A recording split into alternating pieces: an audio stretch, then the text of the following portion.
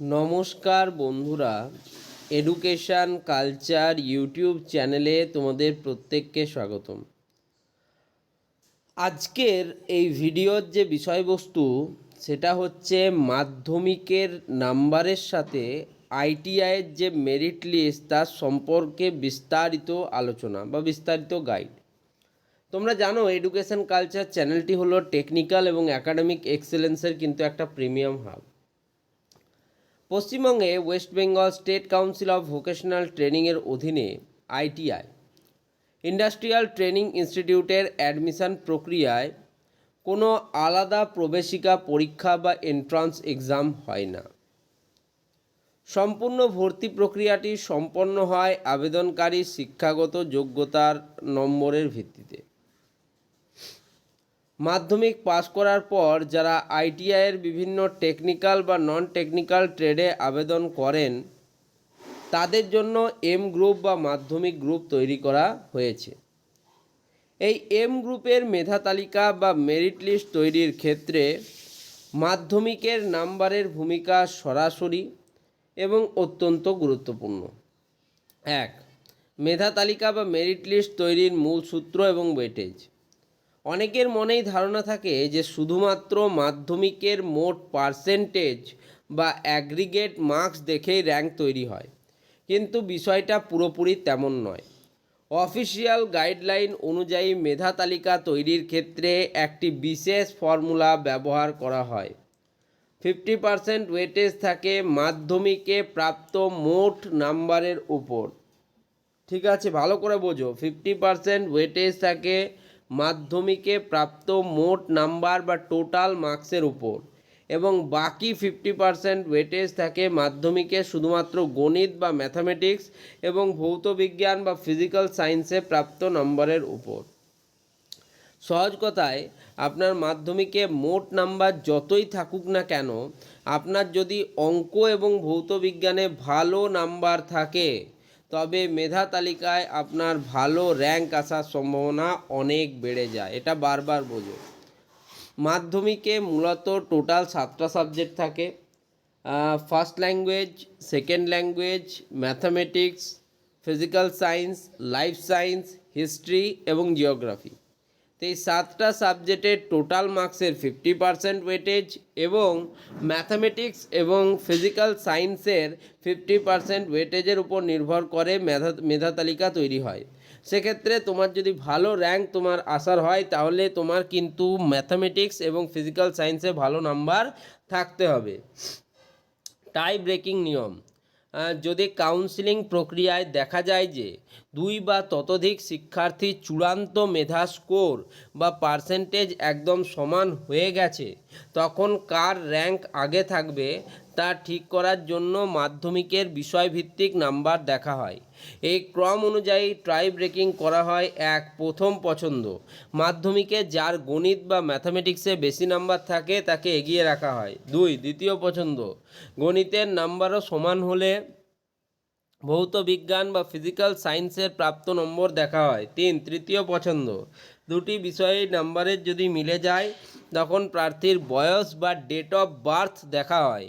যে বয়সে বড় বা সিনিয়র সে মেধা তালিকায় অগ্রাধিকার পায়। তার মানে বুঝতে পারলে 50-50 ওয়েটেজ হয়ে গেল। এরপরে দেখা গেল যে তোমার টোটাল মার্কস হচ্ছে 400 এবং ম্যাথামেটিক্স এবং ফিজিক্যাল সায়েন্সে প্রাপ্ত মার্কস হচ্ছে 120, এবং তোমার একটা বন্ধু আছে তারও টোটাল মার্কস হচ্ছে 400 এবং ম্যাথামেটিক্স এবং ফিজিক্যাল সায়েন্স মিলিয়ে তারও প্রাপ্ত নাম্বার 120। অর্থাৎ তোমাদের দুজনের কিন্তু টাই হয়ে গেল মেরিট লিস্টে মেরিট র্যাঙ্ক তৈরি করার সময়।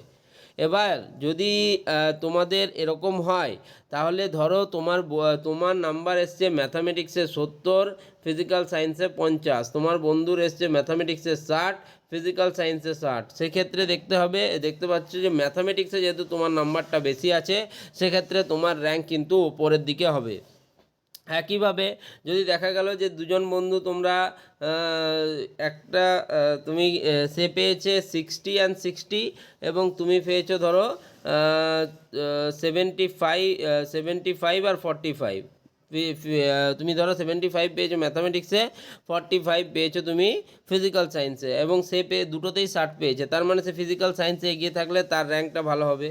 একইভাবে ধরো তোমাদের দুজনাই 420 করেই পেয়েছো, এবং 120 এখানে পেয়েছো, দুটোই 420, দুজনাই ওভারঅল নাম্বার এবং 120 এই দুটোতে পেয়েছে, এবং তোমাদের 60 করেই রয়েছে, ম্যাথেও 60, ফিজিক্যাল সায়েন্সেও 60, ওরও ম্যাথেও 60, ফিজিক্যাল সায়েন্সেও 60।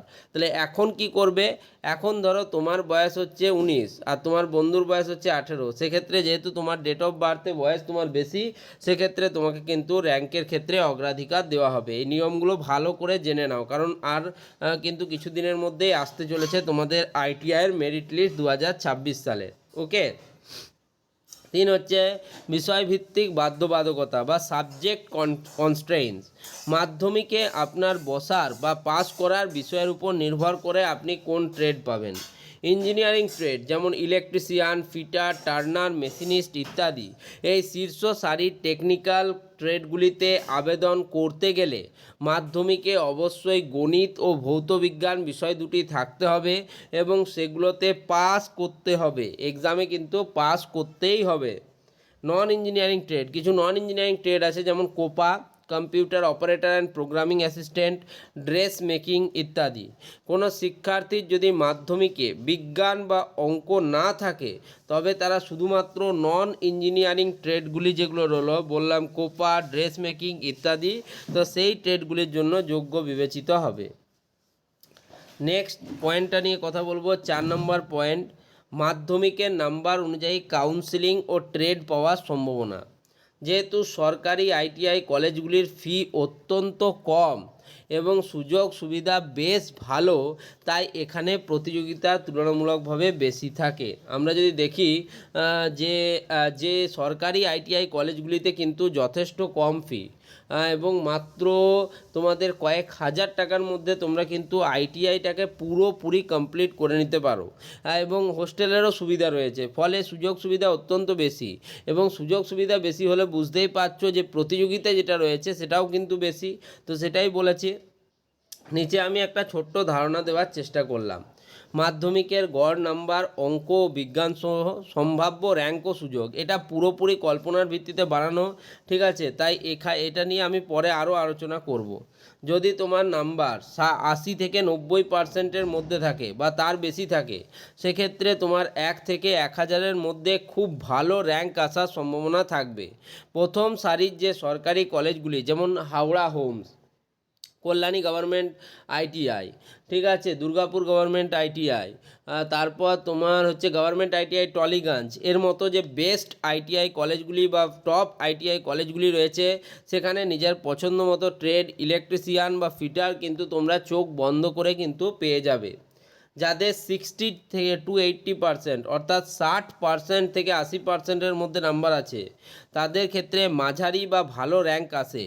একটু বুদ্ধি খাটিয়ে যদি তোমরা চয়েস ফিলিং করো, এবং আমি যে স্ট্র্যাটেজিগুলো এই এডুকেশন কালচার ইউটিউব চ্যানেলে দিচ্ছি এবং দেব, সেগুলোকে যদি তোমরা ফলো করো, তাহলে প্রথম বা দ্বিতীয় কাউন্সিলিং রাউন্ডেই কিন্তু তুমি ভালো সরকারি আইটিআই কলেজে সিট পাবে, এটা কিন্তু একদম কনফার্ম, আমার গ্যারেন্টি।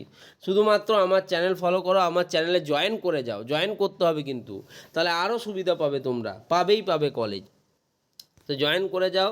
তো 60 থেকে 80% নাম্বার পেলে কিন্তু তোমাদের পক্ষে খুব ভালো আইটিআই কলেজগুলি পাওয়ার সম্ভাবনা আছে।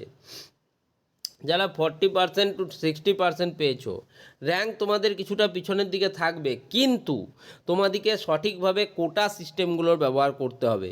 যেমন ধরো ডিস্ট্রিক্ট কোটা, যেখানে 50% আসন কিন্তু যে ডিস্ট্রিক্টের যে ছাত্ররা তাদের জন্য সংরক্ষিত থাকে, সেই ডিস্ট্রিক্ট কোটা ব্যবহার করতে হবে, এবং বেশি চয়েস ফিলিং অর্থাৎ বেশি করে কিন্তু কলেজের অপশান তোমাকে রাখতে হবে, তবে তোমার কিন্তু সরকারি কলেজে তুমি সিট পাবে। মাধ্যমিকের নাম্বার যেহেতু পরিবর্তন করা সম্ভব নয়, আর কোনোভাবেই তুমি কিন্তু মাধ্যমিক পরীক্ষার নাম্বার তো পরিবর্তন করতে পারবে না, তাই ফর্ম ফিল আপের সময় মার্কশিট দেখে নির্ভুলভাবে নাম্বার কিন্তু ইনপুট করতে হবে তোমাকে। একটা সামান্য যদি ভুল হয় ডেটা এন্ট্রির কারণে, তাহলে পুরো ক্যান্ডিডেচার যেটা রয়েছে সেটা কিন্তু বাতিল হয়ে যেতে পারে। মেধা তালিকা প্রকাশের পর সম্পূর্ণ বিষয়টি নির্ভর করে আপনি কত নিখুঁতভাবে অনলাইনে চয়েস ফিলিং করেছেন তার উপর।